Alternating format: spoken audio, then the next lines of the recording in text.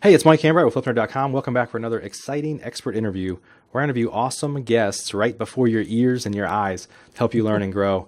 And I've got a great guest today, a good friend of mine. Before we get started, just a quick reminder about the REI Power Summit coming up. It's going to be the largest real estate investing event ever. It's 100% virtual. You can join from anywhere. You could watch it at 3 in the morning in your boxers if that's what you want to do. But you're going to get access to it for 12 months if you're not able to watch it kind of real time as it's happening. So check out reipowersummit.com. We have over 50 committed speakers so far, all of which are extremely talented, including actually my guests on today's show. So check out reipowersummit.com. So for today's show, I'm joined by Shaun McCloskey. Shaun has been a successful real estate investor for many years and has a number of businesses in that space and spends much of his time these days helping others live their life more abundantly through the Life and Air philosophy, which he's going to talk about some more today. So Shaun's going to talk about how he used to live a very hectic life and now how he teaches other people to really kind of think deeply about why it is that they work so hard, what is it that you work so hard for, and focus more on that. So anyway, it's an exciting show. Every time I talk to Shaun, I get jazzed up and forces me to think about why I work so hard. Before we get started with Shaun, though, let's take a moment to recognize our featured sponsors. RealtyMogul.com is an online marketplace for real estate investing, connecting borrowers and capital from accredited and institutional investors. Get a rehab loan fast and close in as little as 10 days with rates starting as low as 9%. For more information, call 888-296-1697. B2R Finance makes loans tailored specifically for rental investors. They can help you unlock equity from existing properties so you can get cash out to grow your rental portfolio. That's huge and opens up lots of opportunities previously not available to rental investors. Need a loan? Call 855-819-4412 or visit b2rfinance.com today. AceBusinessFunding.com can help you get up to $150,000 in revolving credit lines to fund your business with rates as low as 0% for the first 12 to 18 months. Use the funds for startup costs, marketing, inventory, or almost anything your business needs. If you can't get funding, you don't pay a dime. Get funds for your business today at acebusinessfunding.com. We'd also like to thank Colony American Finance, National Real Estate Insurance Group, and virtualstaffnow.com. Please note, the views and opinions expressed by the individuals in this program do not necessarily reflect those of FlipNerd.com or any of its partners, advertisers, or affiliates. Please consult professionals before making any investment or tax decisions, as real estate investing can be risky. Hey, Shaun, welcome to the show, my friend. How you doing, man? Thanks for having me. Good to see you. So yeah, I always, I don't know if I should tell you stuff like this, but, or anybody like, hey, I really like when you talk, but, I get a lot out of it. Every time you talk, every time, you. I work hard. For people that don't know me, got a lot of stuff going on. A lot of people listening to this do too. But sometimes you start to forget why you're working so hard, right? Yeah. And I think a lot of us get caught up in that. I would argue that real estate investors are kind of the worst at that because you tend to be in a feast or famine business. Yes. And you're always worried about the famine, and therefore you just constantly try to feast. Does that sound right? And a real estate investor wears all these different hats. Yeah. When you start up a restaurant, you can be the manager and you can have other people waiting tables and everything else. But most people who are in a real estate business, they're the accountant, they're the janitor, they're the guy who's managing the rehab, they're the people who have to do all the marketing, they have to answer all the live seller calls. They're doing all this different stuff. Yep. And yeah, we wear all these different hats that we when things are good, they're good, and when they're not, we're trying to get some more things going. It can be tough. Yeah, and even like you say, a restaurant. Having a retail background myself, you're looking at the business every day, and you're like, hey, sales are up or down 3 to 5%. Like, there's not dramatic moves in real estate. It's like nothing, boom, nothing for long periods of time, boom, right? And you're always kind of hoping for that feast because you don't buy houses every day. It's not. Yes. Most of us don't, but. Anyway, well, depending on where you want to go with the interview today, I have actually a solution to overcome that, ups and downs and all that. So if you want to get to that at some point before we finish today. Sure. Any advice we have on how to improve things, that's what we're all about here. So awesome. Well, hey, before we get started, why don't you take a few minutes to kind of tell us about yourself for those that don't know who the heck this guy is. Yeah, Shaun McCloskey. I live here in St. Louis, Missouri. I have a wife, 3 beautiful kids, and I got into real estate investing I'm going on my 13th year now. And in that time, I've done a little over 300 deals, which to some of you might sound like a whole lot. To some of you, it may not be so much. But there was a time when I was doing 60, 70, 80 deals a year, and I have slowed down considerably by my choice. And we'll talk about that a little bit today. But the focus of my life today is I do a number of things. I still do deals, although I don't do anywhere near the volume that I did. Yep. As a matter of fact, the deals I do a lot through other people now, so we can talk about that today. I have a funding business where we fund other people's deals for them if they need access to capital.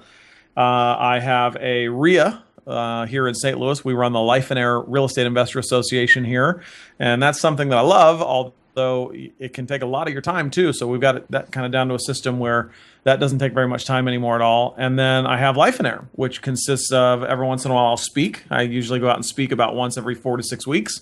And we have a coaching business. And so, all of this stuff kind of going on at one time. And for the most part, I can run this most of the time. Now, you're catching me at a time where some things just kind of went crazy in our business. But in most cases, I can run all these businesses in about 3 half days per month and 1 full day per month is what it requires me. And, that doesn't come without some planning. I mean, obviously 4 or 5 years ago, things did not look that way. Right. And I've been the guy who worked 80 hours a week, and then I've been the guy where we've got it down to what it's down to today. But all of that came with some planning, and it came with taking people through a very specific, even myself included, taking myself through this 4 stages, which, if it's okay, we'll talk about today. Yeah, let's talk about so Life and Air. I gotta. For some reason, I feel like it's cool to kind of show you my iPad here. I've got a copy of Life and Air. I don't know if you know this. I read this before we ever met. And by the way, Shaun and I are in a mastermind group together. So I read that before we met, and I was like, it was weird because so I just at the time I don't know who the character in the book is actually. I don't know if it's you or Steve or somebody, some phantom person. It's accumulation of all different. Yeah. So at the time it was like this guy's 39. I was like, wow. At the time I'm 30. I'm 41 now, but I'm 39. Like it just started reading. I was like, this sounds like me. So anyway, Nice. So literally when I kind of caught at the beginning. And there aren't a lot of books that I just sit down and read from beginning to end, but that was one of them actually. And it's a relatively quick read anyway. But I remember it was like a Saturday, and I'm just flipping through that thing, and kind of really got me thinking about things. So anyway, I don't know why I'm telling you all that again. I'm like in the Shaun McCloskey fan club, I guess. So. But yeah, I think the thing about the book, it's probably it has a little bit different meaning for everybody. But I think. I guess we should just kind of dive in, and I should stop kind of mumbling here. So, well, I get different responses from people all the time about the book, and we decided to create the Life and Air book as a fictional story because, Steve Cook, my business partner, I think wrote that book maybe 5 times or something like that, and every time he'd send it to me, and I'm like, well, it's good, but it's very how-to. It's very much an instruction manual, and finally I said, Life and Air really is. There's so many incredible stories that have come out of people totally changing their life as a result of these 4 stages and a couple other things. But these 4 stages are really the fundamental structure of how to become a life and air. In case you never heard the word life and air, everybody wants to be a millionaire, but some people focus so hard on being a millionaire that they give up their life in the process. Yeah. So we just teach you how to have both, and money is a big part of that. But the thing that people forget is their time. Right. And so, how do we have both? How do we have it to where, yes, we can make all the money we want to make, but not at the expense of the relationships that we have with our kids or our wife or the hobbies that we love to have or all of the things that we said that we got into business for originally that most people put on the side. So when we created the book, we decided to do it finally. The last time around was a fictional story. And the characters in the story our accumulation of all of our students, our accumulation of the struggles that Steve and I had growing up. And I think one of the reasons, like if you go to Amazon and look at the book, the reviews it's 5 stars all the way down. I'm not saying that because we're such great writers. I'm saying it because we hit the nail on the head of what people struggle with. And so when you read the book, you'll identify with one of the characters in the book because you will be one of those people. And so in the book, then we help the characters overcome the challenges that they have, and hopefully we'll help you do some of that on the call today. Yeah. Awesome. Well, let's kind of go into it. Let's dive in. Let's do it. All right, man. All right. So basically what we do is we teach these 4 stages to financial prosperity. And a lot of times when I'm in front of the room and I ask the front of the room a question, I'll start out my presentation with, and I'll just ask you to do this. I know I can't see you, but I can see you. Just pretend I can see you. I'll ask people to do something a little cheesy, and that is to close their eyes and think of what the word prosperity and freedom means.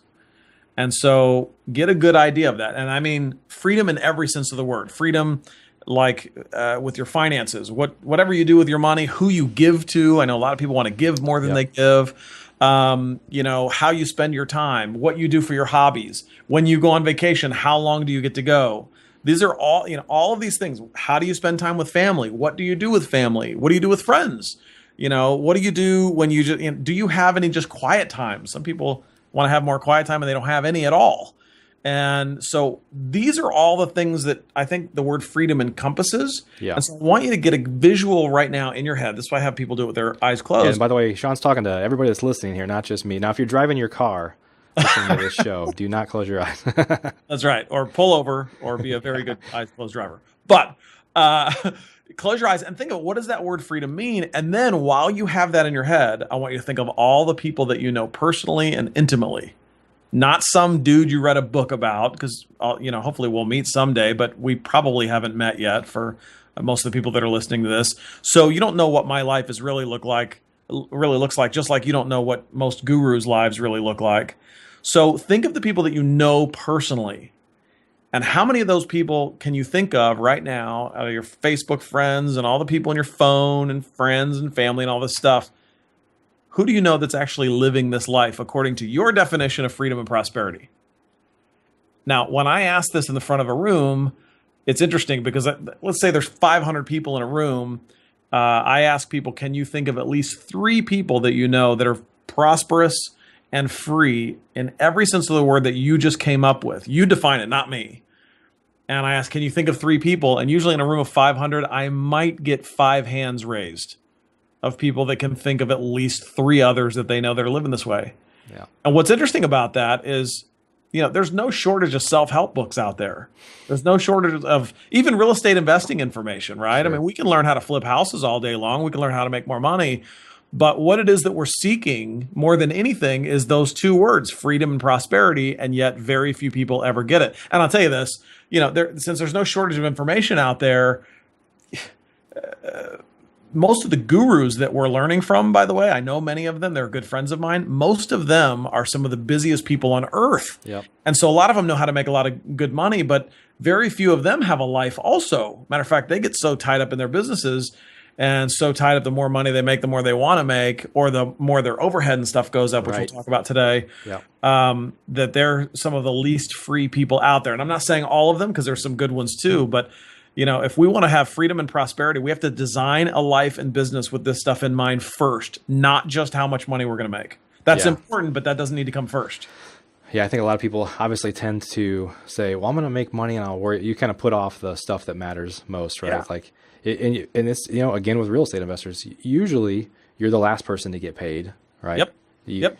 People say, oh, I made 20 grand on a deal, 30,000 on a deal. It's like, okay, then I have an office, I have rent, I have to pay taxes, I've got employees, all that stuff. You get paid last. And I think people pay themselves probably emotionally or with their friendships and family members and stuff like that kind of last. Like, I have to work today, and if I have time for my kids when I get home, then that's great. And if not, we'll try again tomorrow, right? Yeah. I'm guilty of all those things. So that sounds simple, but how do you get around it? I know. Well, that's what these 4 stages are. So let's just go through those if you don't mind. Yeah, You cool with that?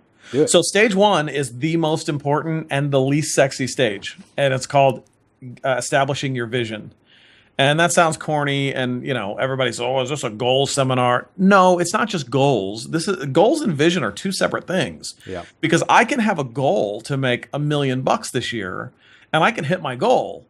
And if I make that my goal and make that my number 1 priority, it's possible that I might sacrifice many other things in the process of hitting a goal. So sometimes I've noticed in my own life, like I hit a goal, but I gave up everything else that was important to me, or at least what I said was important to me to hit that goal. So vision is very different than goal setting. Vision is kind of taking a look at your life, and we usually help people in 11 different areas. What are you going to have your life look like? And that could be a couple examples. If family could look any way you want it to look, how would that look?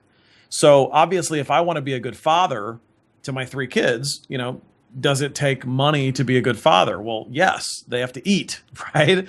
My kids I got to give them clothing and hopefully they can do some fun stuff, and I'm going to pay for that.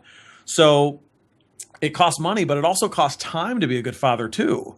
So part of this whole vision process is figuring out how much does it cost for me to live my vision, both time and money. But more important than that, if I'm going to figure out how much it costs and build a business to serve that vision, I got to know what the vision looks like. So for me, I love my kids more than anything on earth. But if I'm being honest, if I had to spend 24 hours a day, 7 days a week with my 3 kids, I think I'd probably blow my brains out at some point, right? I mean, I like to do other stuff too, I guess is my point. Right. And so if I am going to start living this life, I have to identify what does that look like. My kids don't just get the last 15 minutes of my day when I'm worn out from everything else, because that doesn't make a good father either. But this is the vision part. And this is the most important. And by the way, we start with personal vision before we do anything with business, because if we're going to design a business that serves our life, then we have to decide what do we want life to look like. Yeah. And as corny as that sounds, most people don't do that. Most people say, I'm going to design the business, and then someday when the business makes enough money, then I'll have all the money to have the life that I want to make. Right. And unfortunately, that's how most society is pursuing it today.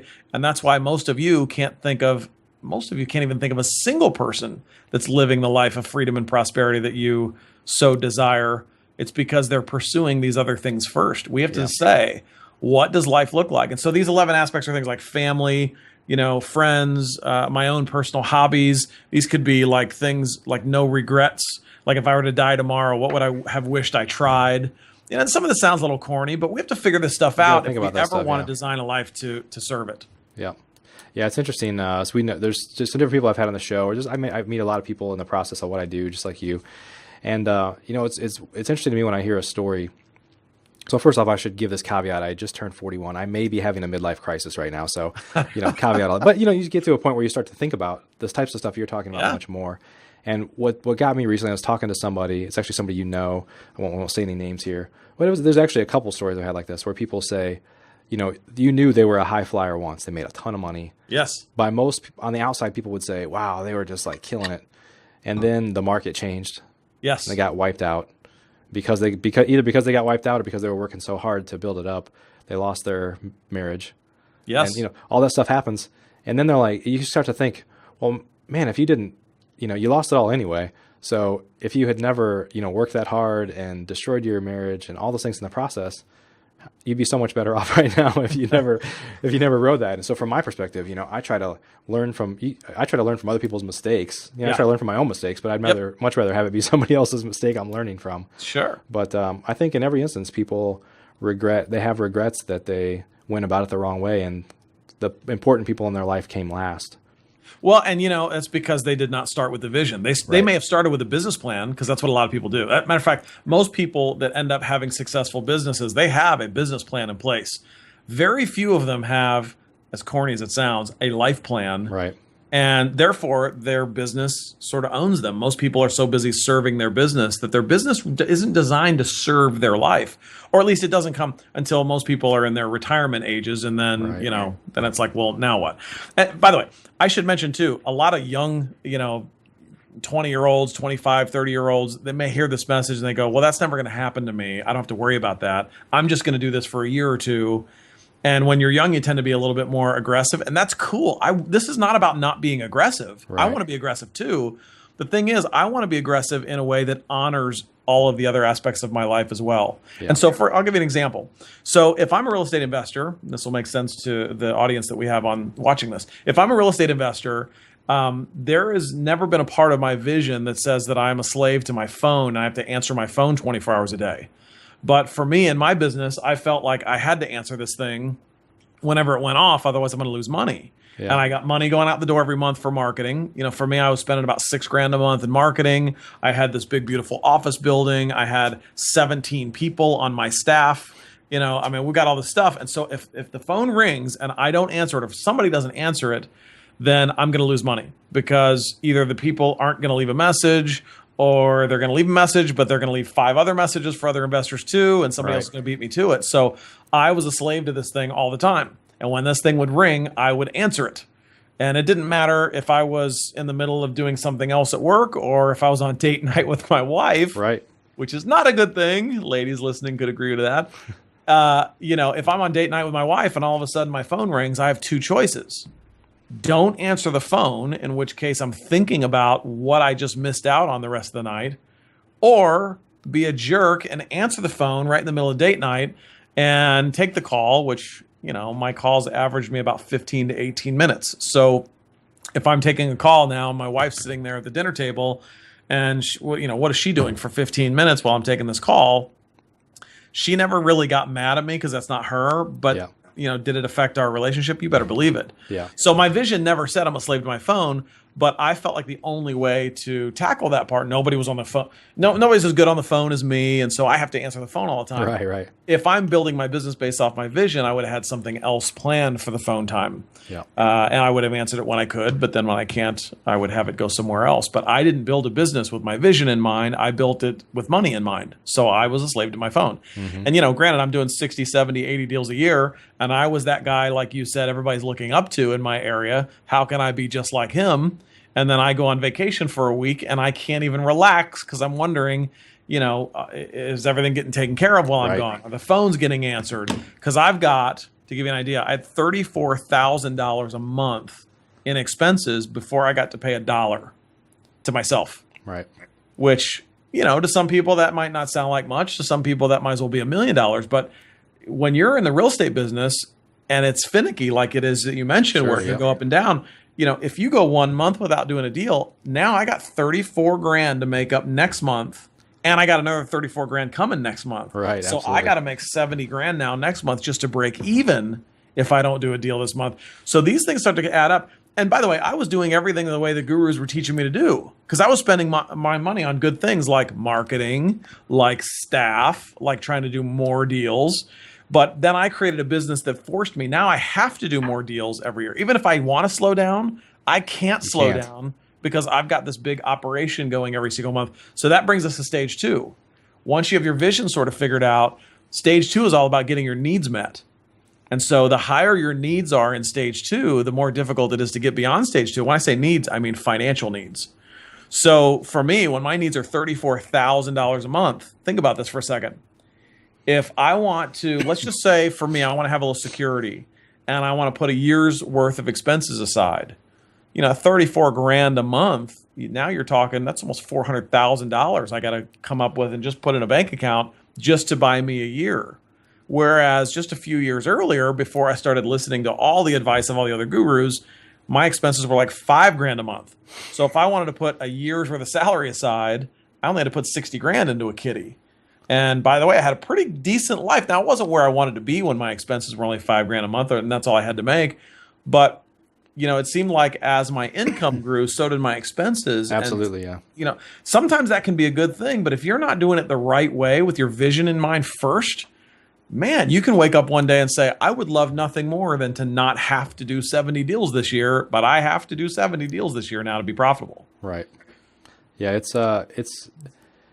it's difficult because, like we talked about, kind of the feast or famine, and you assume if I spend more money, I'm going to grow. But it gets to a point to where like you said, you can't get off the treadmill. You can't treadmill because then everything stops.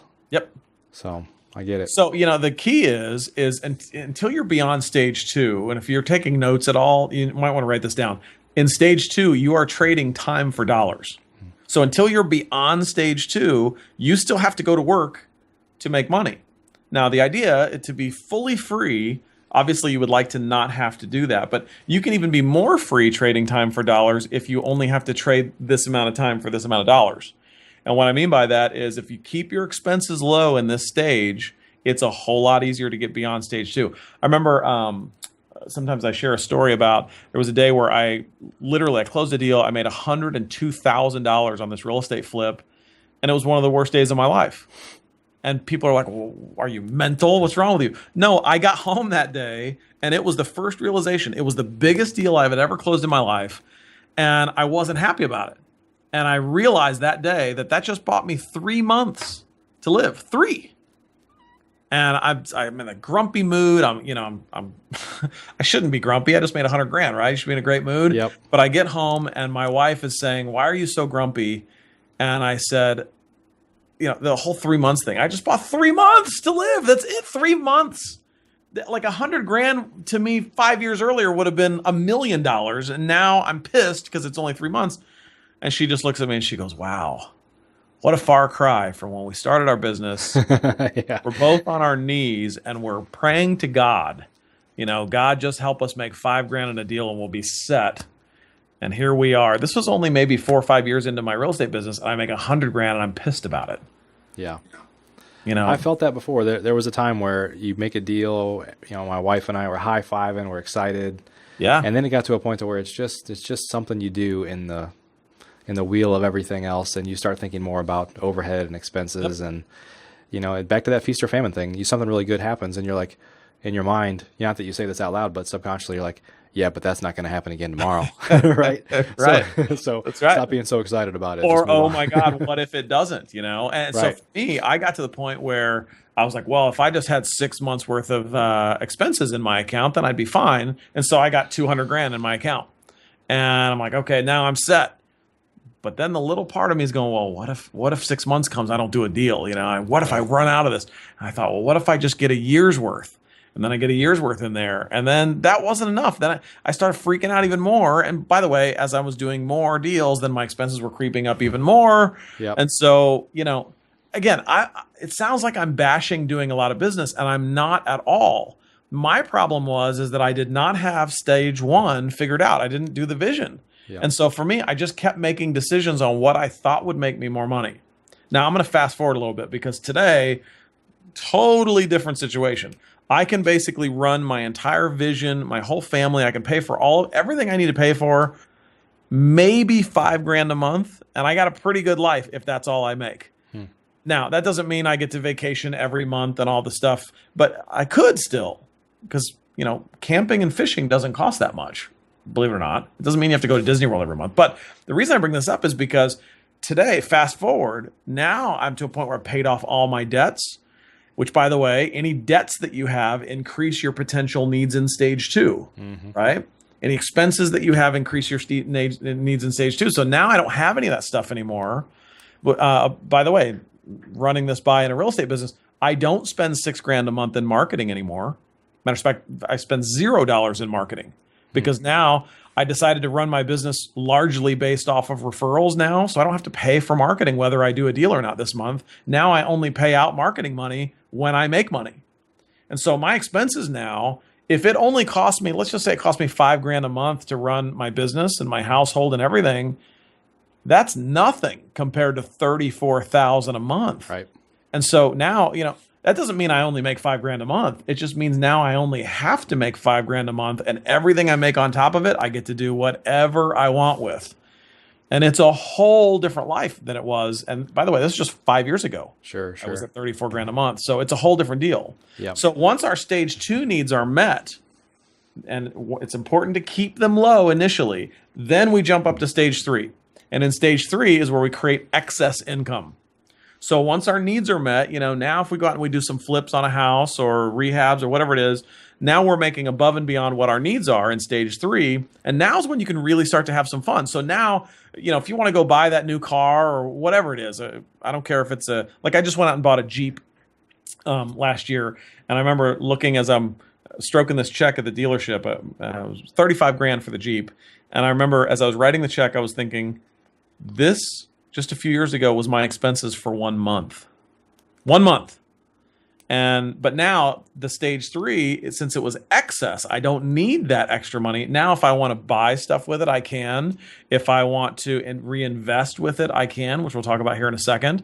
But now's when you start to enjoy some of the fruits of your labor, of your fun. You're still not totally free yet. Because remember, you're still kind of in stage 2 where you have to trade time for dollars. But at least in stage 3, now you have some extra money and you can start to do with that whatever you want to do. Sure. And just to clarify, Shaun, I know some people listening to this, and this was some of my concern early on when I started reading Life in Air, and then it kind of became clear, is what you're not saying is just batten down the hatches and get as lean as you can, and therefore let the top line suffer, right? Some of what you do is you start to find ways to get creative. Well, instead of paying a sales guy a salary, let's just pay him a percentage of the profit on the deals, where your costs are more variable and not fixed, right? Well, yeah, and that is going to largely be determined by what your vision says. Sure. So if my vision says, like, for example, there was a lot of things when I wrote my vision, there was a lot of stuff in there that really didn't cost that much. And I was a guy that thought, well, I need to make like 10 million a year to live my vision, because I got some pretty expensive hobbies, right? I like boats, I like skiing, I'm into music and recording, and all this stuff is expensive. But when I started to really look at my vision, and this is something we take people through in the course of 3 days, so forgive me for going fast here. When I really started to look at my vision, what is it that I really want? Well, instead of me having to go out and buy the 38-foot boat that I want right now and spend 500 grand on the boat that I want, is there a way that I could experience the boat right now without having to have 500 grand? So I can start living now rather than someday when I have 500 grand. And when I started to look at that, I started to go, well, yeah, maybe instead of me buying a boat like that, maybe I could go rent a boat like that. And I know that doesn't make sense to rent sometimes versus buying, but I don't want to have to wait until someday when I can afford a boat to go experience a boat. What we really want is the experience. Sometimes whether or not we own it isn't as important as the experience. Sure. Especially with a boat, by the way. Yeah. Well, but people do this with vacation homes too. Sure. Yep. And they say, man, I really should buy an investment vacation home, and they buy another home. And what they don't realize is that, yes, they do own the home now, but now they don't ever want a vacation anywhere else, because why would I go somewhere else when I have this home that I got to pay for? Right. And then they get to the home and they use it maybe twice a year. And the first, half a day they're there, they have to clean it. And they have to change the light bulbs that are broken since the last time they were there. And they got to fix all the stuff that's been laying around since the last time they were there. And they don't end up getting to enjoy then when they leave, they got to clean it, and they got to redo the sheets, and they got to do the blankets, all that stuff. It's become more of a burden, yeah. Yeah, when you rent or you go on vacation in a hotel, man, you leave that there for them to clean up. And it's done by the time you get back. So same with the boat. It doesn't mean that I can't have nice things at all. It just means that I don't want to wait to experience life until someday there might be another way I can accomplish the exact same thing and still be able to do it today without all the expenses attached to it too. Awesome. Great. So step 4. Yeah. So now that we have excess income in stage 3, if we want to go now, if we want to go buy a boat, but do it with your stage 3 excess. Don't go get a payment for a boat, which will increase your stage 2 needs, right? Right. So in stage 4, but Shaun, it was 0% interest for 12 months. Oh my God. And that's, that's the biggest lie we jump into. Yeah. Matter of fact, some people do this, and they've heard from a guy named Robert Kiyosaki, right? Yeah. Everybody's read Rich Dad, Poor Dad, and they hear that there's a difference between good debt and bad debt, which is true, because he says that, all right, bad debt is debt to go buy like a boat. Even if it's 0% interest, it's not making you money every month, right? Right. And he says that good debt is debt that's used to buy things like rental properties, right? And rentals are great because the tenant's paying for the mortgage, and the tenant's basically paying off the mortgage and a little extra. And so that's great debt, because that's how you acquire assets. There's only one challenge with that approach. And I learned a lot from Kiyosaki too, so I'm not busted. As a matter of fact, I speak on their stages. Yeah. But the challenge that I have there is, what if the tenant doesn't pay this month? If the tenant doesn't pay, do I still have to pay the bank? Well, of course I do. Yeah. If the tenant doesn't pay this month, I can't just call the bank and say, hey, can you give me a few months to get another tenant in there, right? It doesn't work that way. Right. So now I have to make the payment while somebody else is living in my house for free. Does that increase my stage 2 needs this month? You better believe it. Yep. And does it happen? Of course it happens all the time. And so the whole good debt, bad debt thing, they forgot one part of it. And that is, good debt is good debt when the asset is performing. When the asset is not performing as it's supposed to perform, it doesn't feel so good anymore. Right. And if you don't believe me, go talk to the hundreds of thousands of investors who've gone out of business in the last 5-6 years. It wasn't because they were all debt-free. It was because they had, in many cases, what they thought was good expenses and good debt. And then when the market shifted a little bit, they weren't able to handle that good debt and that good expenses how they once thought. Right.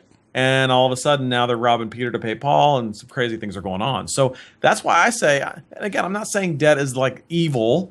I'm just saying none of us, I've done this now with thousands of people all over the country. I have not met one investor that ever said, man, I sat down and I wrote out my vision, Shaun, and you know what's included in there? Lots and lots of debt. Right.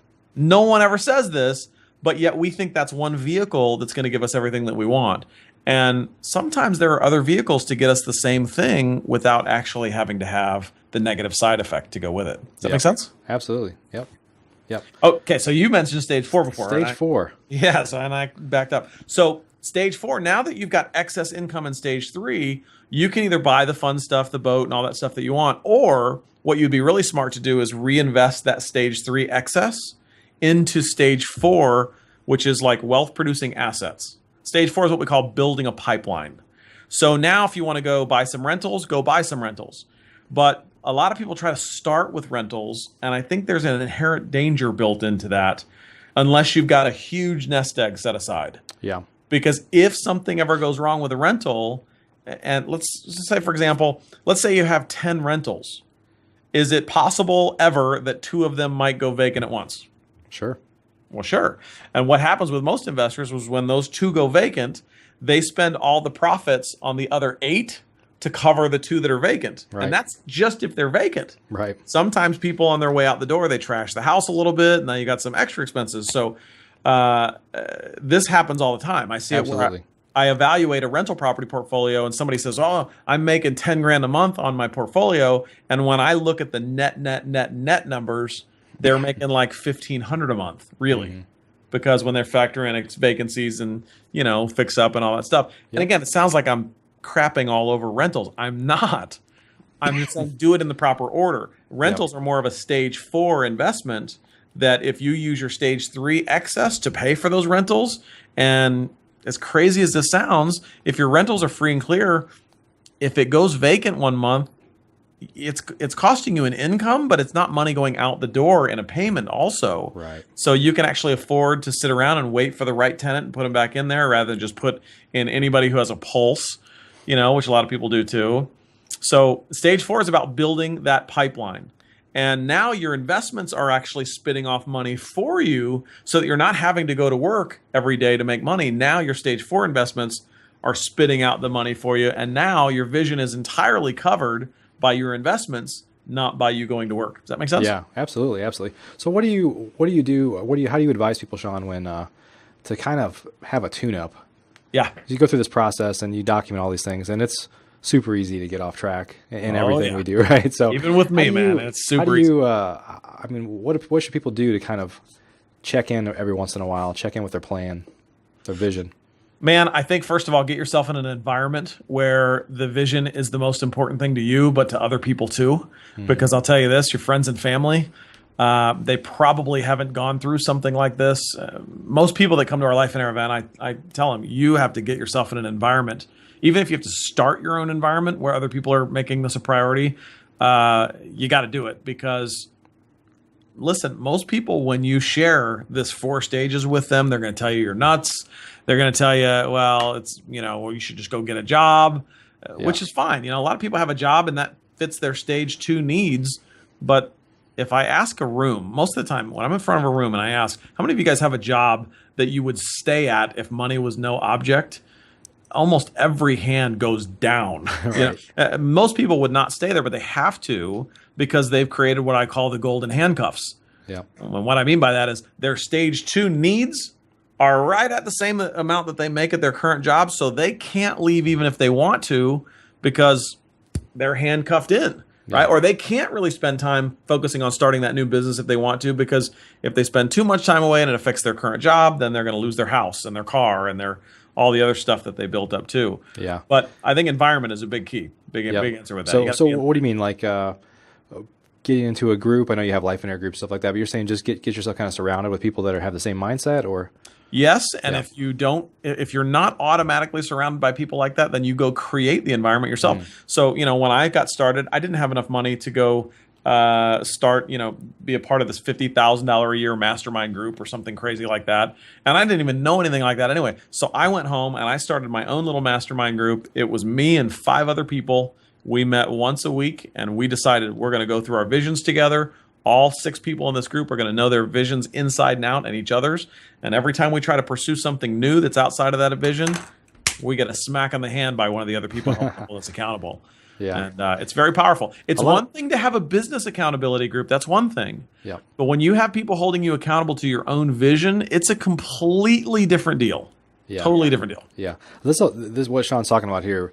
The type of stuff of who you surround yourself with.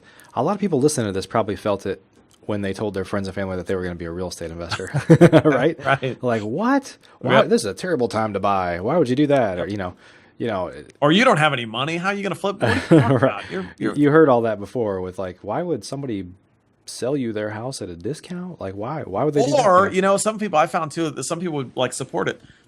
I'd love to do that with you. And then they never do anything at all that it takes to even get started, know? Yeah. Yep.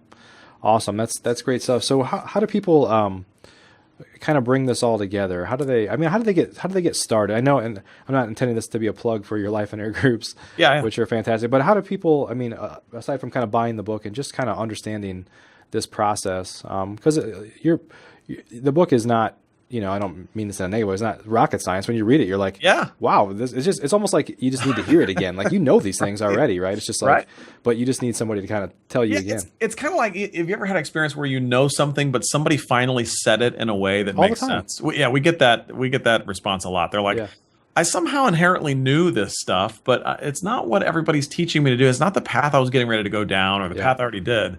And so you're right. It's not rocket science. Let me, if I can I give you a couple of practical applications? Sure. Maybe that I've done in my own life, and maybe that'll give you some ideas on how you could start to implement some of this stuff. Obviously the first step is, if you don't have the book, go get the book. It's $12 or $15, whatever it is, on Amazon. It's cheap. That'll give you the whole thing in a format that I think you'll really understand it. Yeah. And it's dumbed down in a way that anybody can read it. Most people sit down with the book and they read it in a day. Yeah. But even a dummy like me. Me too, man. I'm the kind of guy that, like, when I sit down and read, I got about 15 minutes in me to read, and then I fall asleep somehow. I don't know. My mind just has absolutely no focus whatsoever. So, so how do you apply this in real life? Well, let me give you some examples. So when I started going through this stuff, I had a real estate brokerage that I owned. My wife was the broker. I was the owner, and we had 16 different agents that were working out of our office. And I started this because I wanted to have a brokerage that was investor friendly. I wanted to make money with some investors, and I really liked brainstorming people's deals with them and helping them through their deals and everything else. And I started to create this brokerage with all of that stuff in mind. And I thought it's going to be really profitable too, because investors are doing lots of multiple deals. If I have investors that are in my brokerage, I don't have to go find somebody to list and sell their house. These investors will list and sell the same ones over and over and over again. Be a great moneymaker. And that ain't how it worked out exactly. Because what I found was investors are pretty smart for the most part.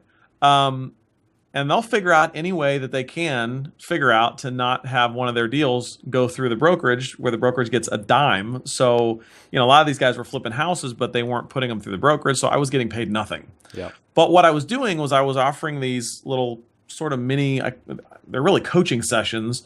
They were just meetings back then, but I did these 2 meetings a month. It was like the first and third Wednesday of every month, where I had all the agents come into the office and they would share their deals. Remember, these are all investors. They would share their deals, share what went well, what didn't work, and I would help coach them through how to close them and make more money on them and so on.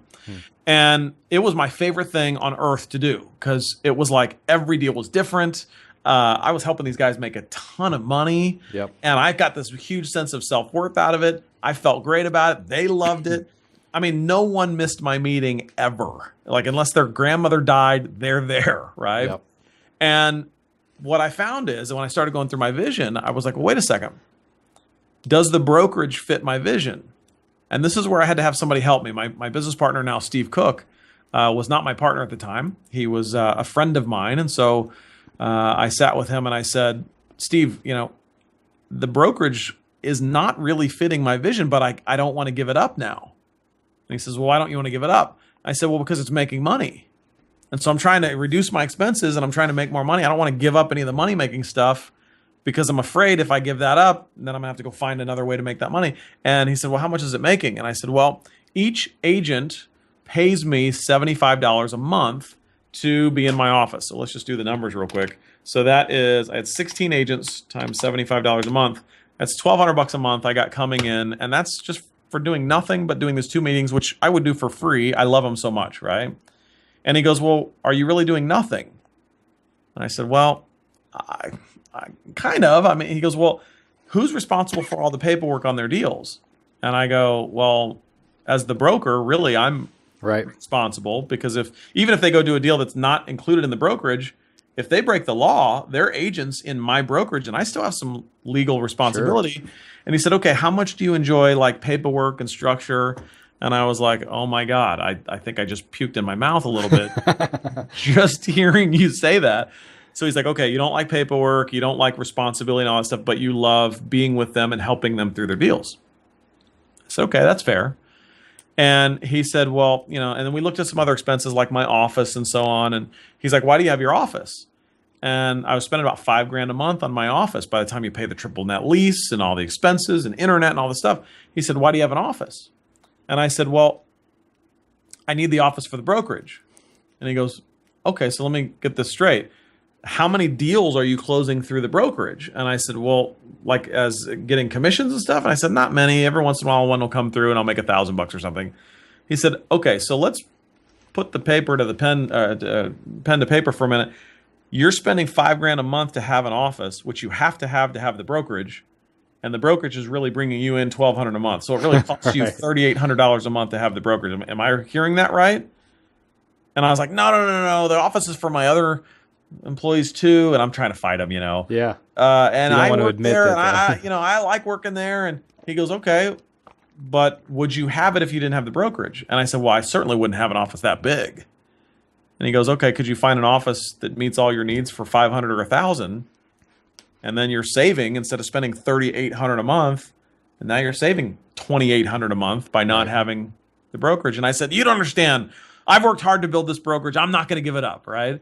And I didn't want to give it up because I'd spent 2 years building it. I had agents in there. I'd built a name for ourselves. We were a decently known brokerage here, and it was starting to grow. Yeah. But the fact of the matter is it didn't fit my vision. The only aspect of the brokerage, the entire brokerage that fit my vision, was those 2 meetings a month. And so Steve looked at me as a guy who understands life and air and has some accountability. He says, well, why don't you just turn those students into coaching students instead of having to have an office and be responsible for all their deals? Just have them pay you, and maybe you can do deals together or not, and have them pay you just to be a coaching student. And I said, Steve, that will never work. And he said, why not? And I said, because I would have to charge them too much. They're only paying $75 a month right now. If I'm going to spend time with them, I would need to charge them a lot more. And he says, go charge them $400 a month. And I said, for what? And he goes, for 2 meetings a month. And I said, Steve, they're never going to pay that because they're getting it right now for so much cheaper. It's the same thing. Right. And so Steve says, well, you're going to find out how much value you provide. Yeah, they either absolutely love those meetings. I mean, you tell me they get a lot of value out of it, that they're making a ton of money off of your knowledge. And you're going to find out real quick how much they really value it. If they're not willing to pay for it, then they don't value it so much, then do a meeting for free. But you don't need to have an office to do a meeting. That meeting's costing you $3,800 a month. Yep. And so I changed it around, and I went into the next meeting, and I said, guys, we're going to change the brokerage. I said, I'm shutting the brokerage down in a month. You need to find somewhere else to hang your license. And if you would like to stay on board and still do these 2 coaching meetings a month, I went way out there. I did something I never thought would work. But I said it because I thought, well, they're all leaving anyway. I might as well say this. And I said, from now on, it's $400 a month to be a part of that program, and we're going to split the profits on your next 3 deals. And it was like, I thought everybody was going to leave and be angry. And I said, if you don't want to do it, I totally understand. But this brokerage doesn't fit my vision anymore. Doing deals with you does. And I couldn't believe it. 13 out of the 16 agents stayed with me. Wow. And my revenue changed overnight. I now have, what is that? 13 times 400 is $5,200 a month. I now have coming in instead of $1,200. I also got rid of my office, which I didn't need, and I got a much smaller office, which was next to nothing. I mean, my office right now, I have a beautiful office here. I have 2 office spaces. I spend $300 a month. Wow. It's not $5,000 a month anymore. Wow, that's incredible. Right? And now I had this income coming in. And by the way, the very first deal that I ever split with a student, we closed, we made $86,000 on that one deal. And I got half of it. I never would have seen $1 of that through the brokerage. And I got half of it that time. And I even went back and I asked my student, I said, his name was Kevin.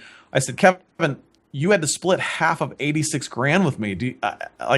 I might have had 2 hours, maybe wrapped up in this deal at the most. Do you feel like you got ripped off?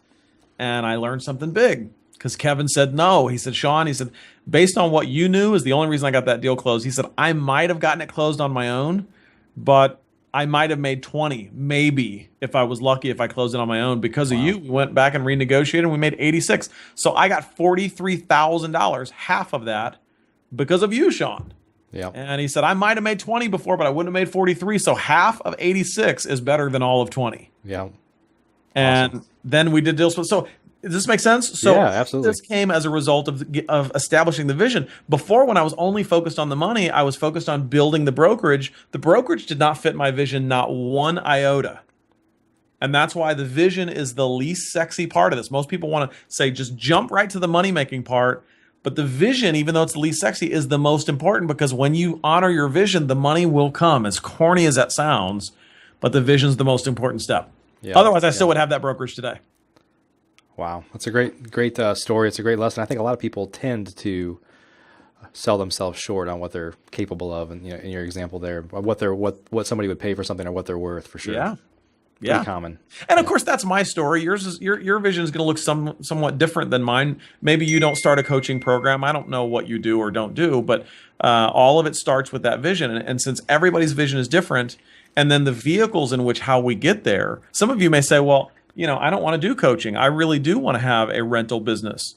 But the vehicle for you to get there doesn't necessarily have to include debt if you don't want it to. You could take on a joint venture partner and have the joint venture partner put up the money. You guys could split rents. And then when the property goes vacant, there's no payment to make. You guys just both don't make money that month. Right.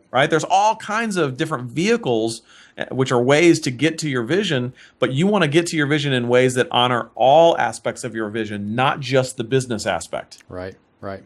Awesome. Well, guys, we'll add a link for how to get to Life and Air down below here, and how to pick up the book if you want it. I'd recommend it. It's a great book. It kind of opens up your eyes as to why you work so hard and how you could do things differently. Shaun, definitely appreciate you spending time with us today. You're welcome, man. Thanks for having me on, my friend. Appreciate it, brother. All right, well, and we'll see you at the REI Power Summit. Oh, yeah, I'll be there. Yeah, Thank you. Awesome. Take care. Have a good Thanks. day. Are you a member of FlipNerd.com, the most robust real estate investing platform in existence, where you can find off-market wholesale deals and great vendors literally in your market? You can get access to advice from experts and learn about local clubs and events right in your backyard. If not, please visit FlipNerd.com and register for a free account. You can register in less than a minute. It's pretty much the coolest site that's ever existed in the real estate investing industry, so get on over to FlipNerd.com.